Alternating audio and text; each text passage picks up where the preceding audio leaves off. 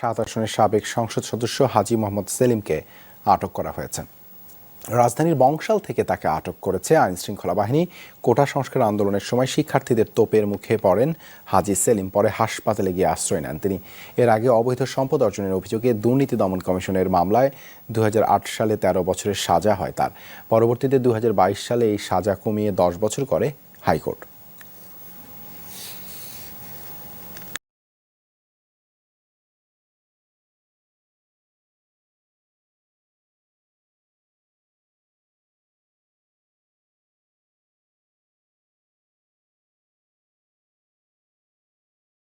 সাত আসনের সাবেক সংসদ সদস্য হাজী মোহাম্মদ সেলিমকে আটক করা হয়েছে। রাজধানীর বংশাল থেকে তাকে আটক করেছে আইনশৃঙ্খলা বাহিনী। কোটা সংস্কার আন্দোলনের সময় শিক্ষার্থীদের তোপের মুখে পড়েন হাজী সেলিম, পরে হাসপাতালে গিয়ে আশ্রয় নেন তিনি।